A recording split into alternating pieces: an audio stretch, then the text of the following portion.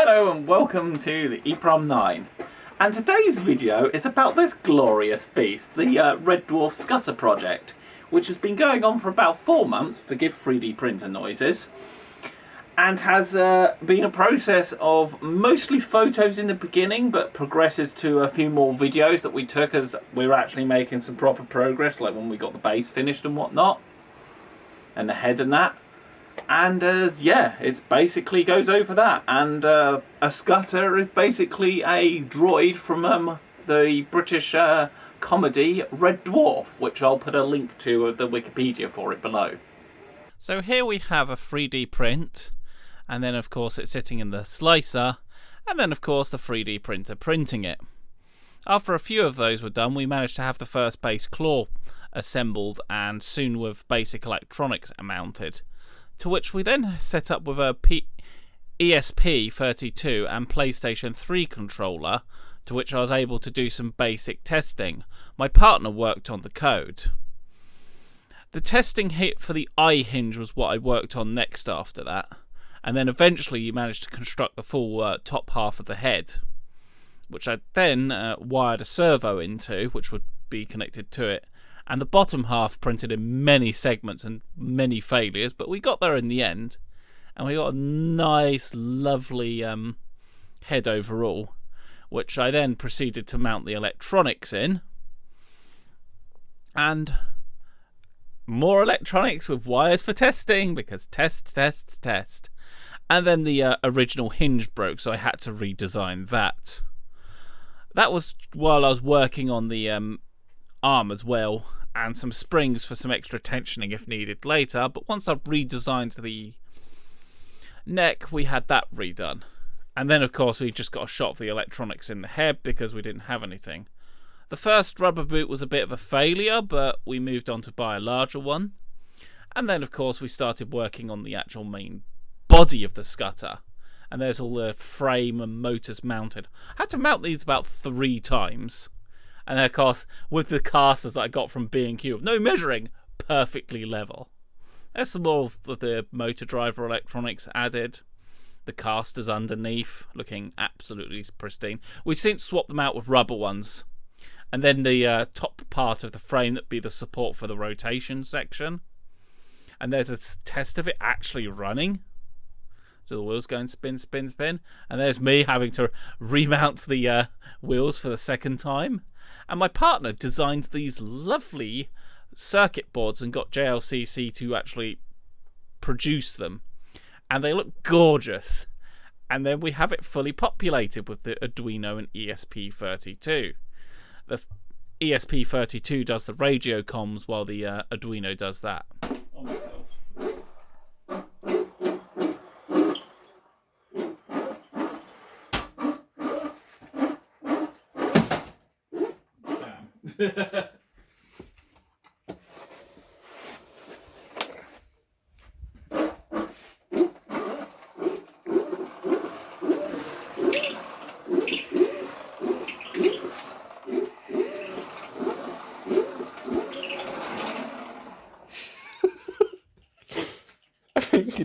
I think you went too fast. Something got taken out. I think you shorted out the Arduino there, Sam. Oh no, I didn't, did I? Nothing's powering up now. You probably killed the battery. Oh no.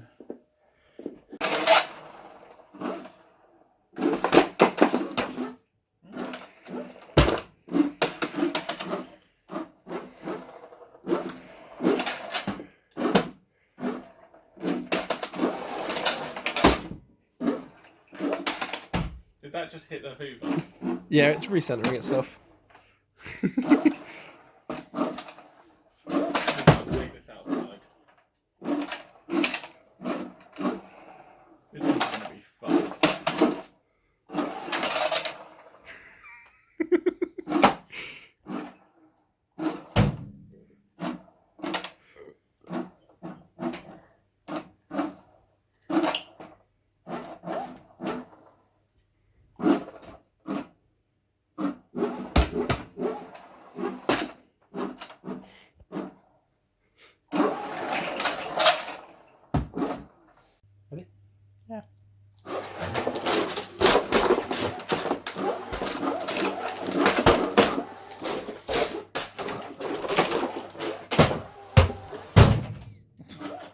Try not to smash my furniture.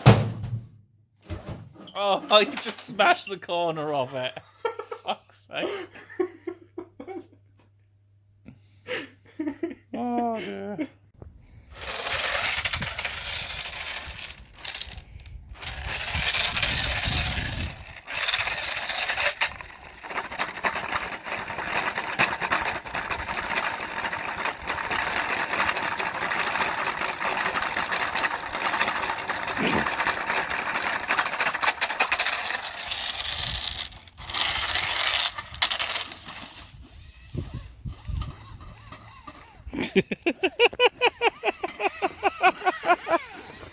Oh, this thing's insane. Thank you. Yeah. It's an old TV show. We're building it. It's a robot thing. Yeah, it's going to be the locomotion. It's going to go. Oh, got into me.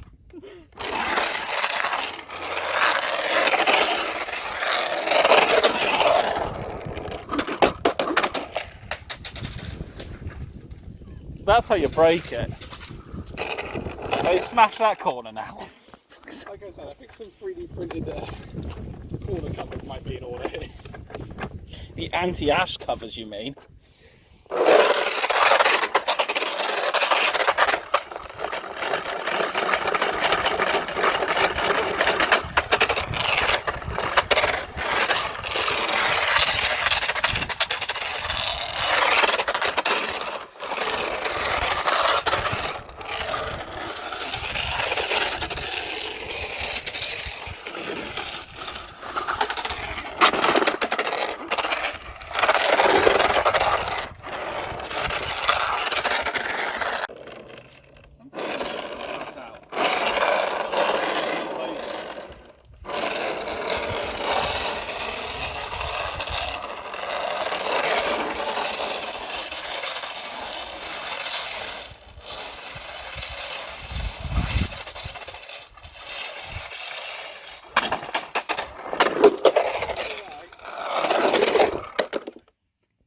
And here we have me actually working on the connection mechanism between the body and the head. So the 25 by 25 alley angle you can see in there is basically the neck portion, while the rest is that.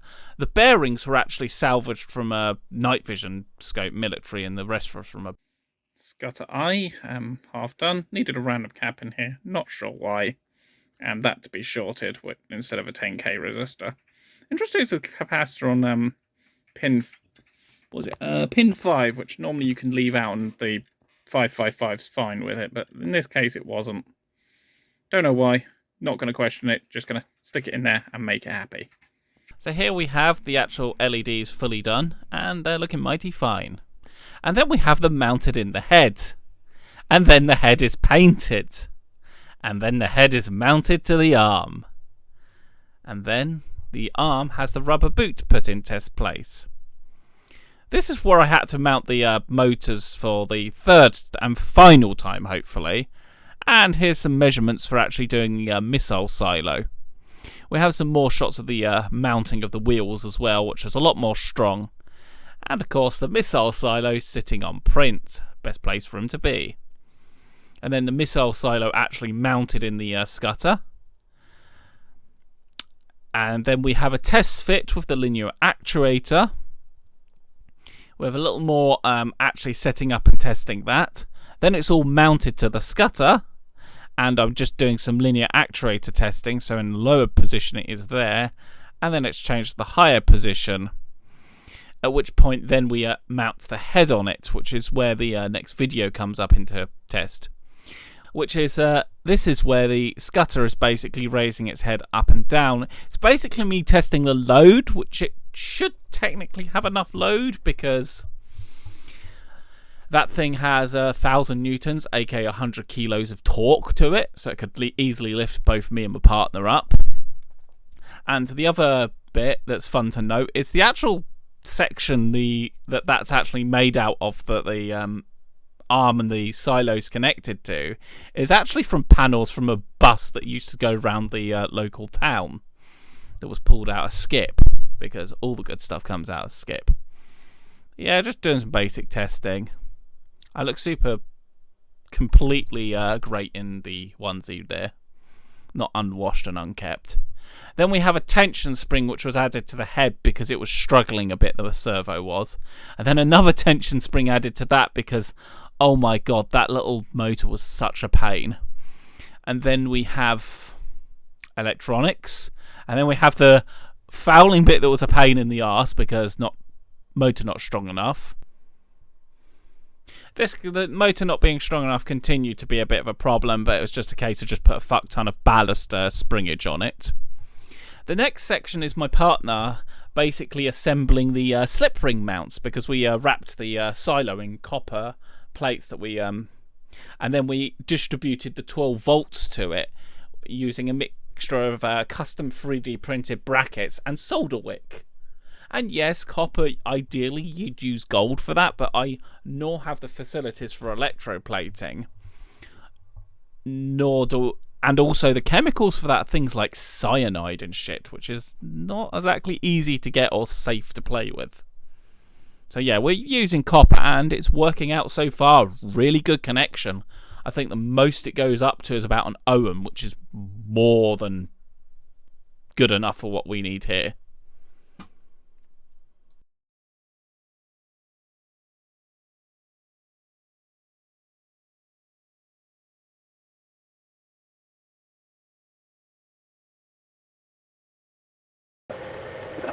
We'll see how it goes.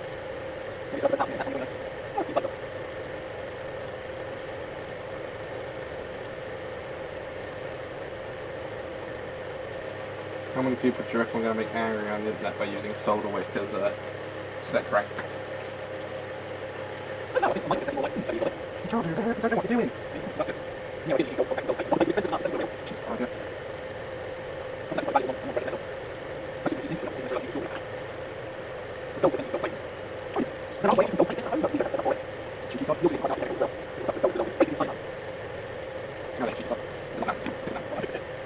No, it's not.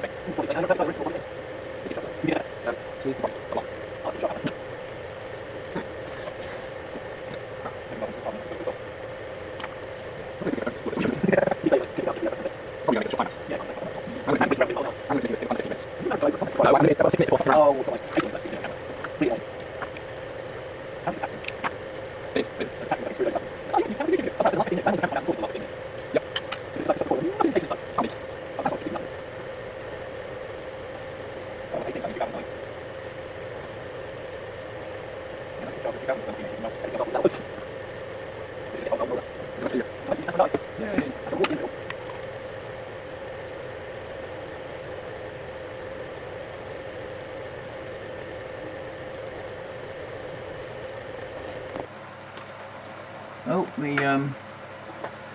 that dropped the helping hand thing, dropped the wire and it's gone round the back.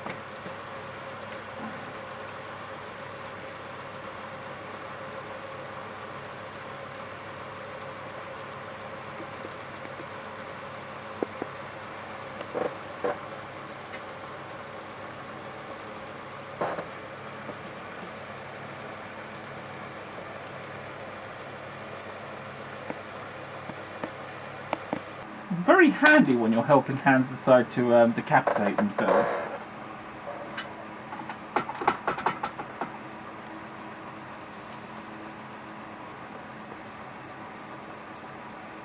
Probably where I'm going to have to turn up the temperature.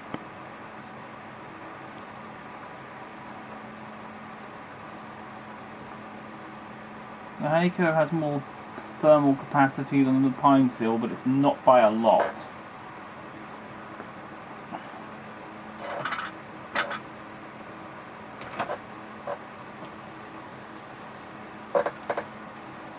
Usually means cranking the temperature right up.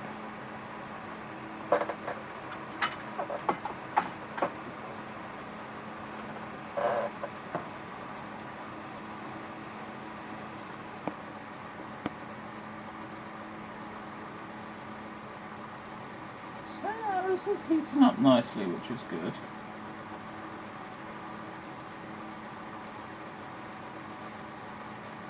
How nice it will heat up when we try and attach it to there is another thing though.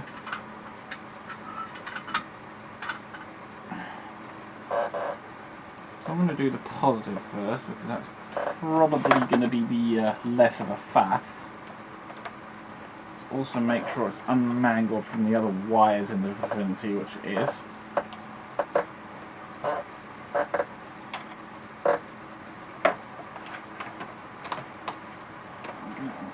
I'm going to use that to hold the heat shrink out of the way so it doesn't melt onto the thing.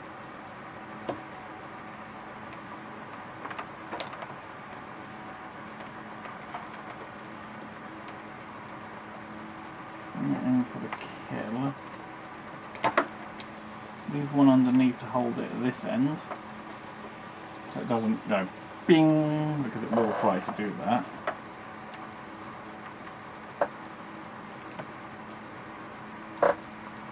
Find the red end.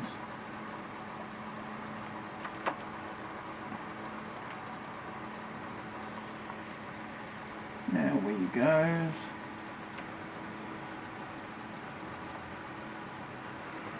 And hope to hell it doesn't all just cling apart, which I reckon it will do. Ow.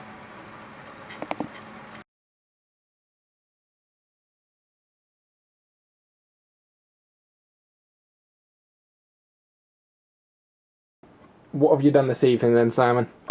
So this evening we basically installed the 12 volt delivery system across the base. So we got a standard RC battery which got a little adapter so we can't stick the 48 volts into the 12 volts, 42 volts into the 12 volts and bang everything.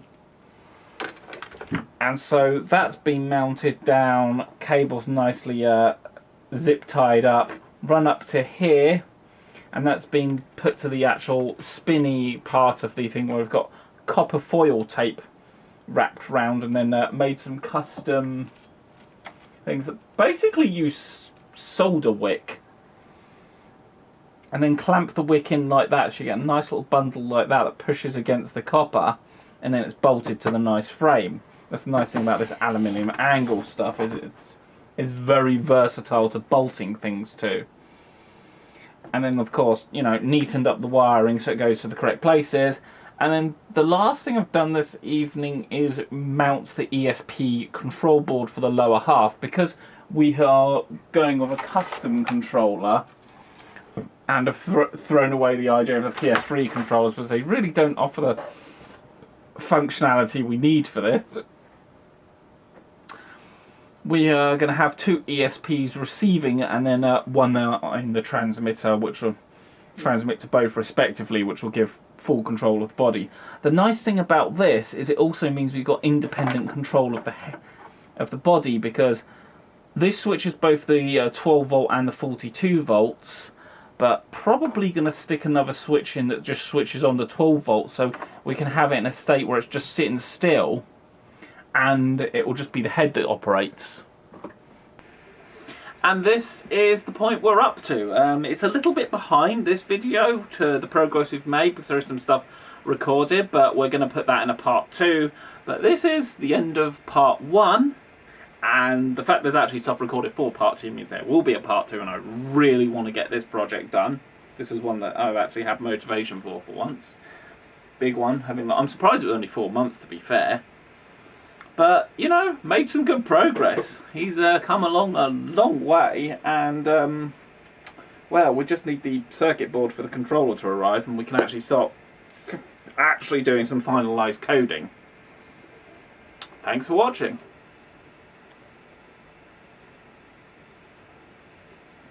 You're gonna hit stop?